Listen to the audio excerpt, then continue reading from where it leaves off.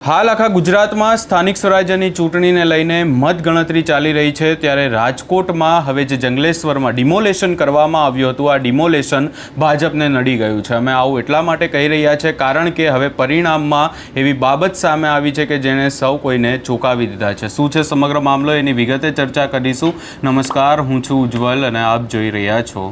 નિર્ભય news. આપણને બધાને ખબર છે કે થોડા દિવસ પહેલાં ગુજરાતનું સૌથી મોટું એવું કહી શકાય કે ડિમોલેશન કરવામાં આવ્યું હતું। એ ડિમોલેશન હતું જંગલેશ્વરનું ડિમોલેશન અને ત્યારબાદ તંત્રની સામે લોકોમાં ભારે રોષ પણ હતો કારણ કે અનેક લોકો દ્વારા એવું કહેવામાં આવી રહ્યું હતું કે એમના ઘરો તૂટી ગયા છે અને એમને રહેવા માટે કોઈ વૈકલ્પિક સુવિધા પણ નથી આપવામાં આવી અને આ જ તમામ બાબતને લઈને હવે ક્યાંક ને ક્યાંક ભાજપને આખું ડિમોલેશન નડી ગયું હોય એવું લાગી રહ્યું છે કારણ કે આ સ્થાનિક સ્વરાજ્યની ચૂંટણી આજે જ્યારે મતગણતરી થઈ રહી છે ત્યારે ભાજપ એમ તો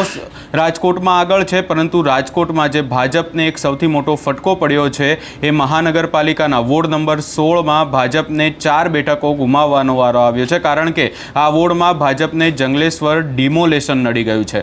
ગત ચૂંટણીમાં જે વોર્ડમાં ભાજપે કબજો કર્યો હતો તે વોર્ડમાં આ વખતે કોંગ્રેસની આખી પેનલ જીતી ગઈ છે। આપણને બધાને જેવી રીતે ખબર જ છે કે સૌથી મોટું જે ડિમોલેશન કરવામાં આવ્યું હતું ને જેમાં જે 1500થી વધારે ગેરકાયદેસર જે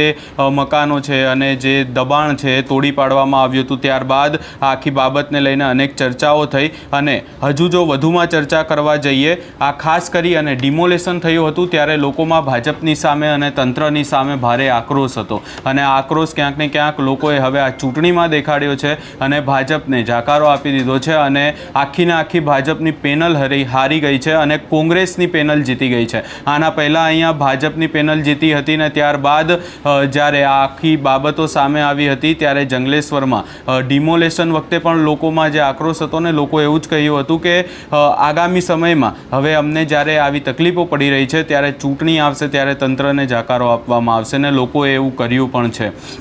આ ડિમોલેશન વખતે લોકોની એક જ માંગ હતી કે જ્યારે એમના ઘર તૂટી ગયા છે તો એમને રહેવા માટે વૈકલ્પિક સુવિધા આપવામાં આવે પરંતુ એક બાબત એ પણ સામે આવી હતી કે ડિમોલેશન તો થઈ ગયું પરંતુ તંત્ર દ્વારા કોઈ પણ વ્યક્તિ એ વિસ્તારમાં ગયું પણ ન હતું। અને ખાસ કરી અને રાજકોટની ચર્ચા કરીએ તો રાજકોટમાં એમ તો જે કહી શકાય કે મોટાભાગના વિસ્તારોમાં ભાજપ જીતી છે પરંતુ આ એક જે વોર્ડ નંબર 16ની આખી જે બાબત સામે આવી છે કે જ્યાં ભાજપની આખીને આખી પેનલ હારી ગઈ છે। બીજા પણ અન્ય જગ્યાઓથી પરિણામો સામે આવી રહ્યા છે અને ખાસ કરી અને સુરતમાં એવી વાતો થઈ રહી હતી કે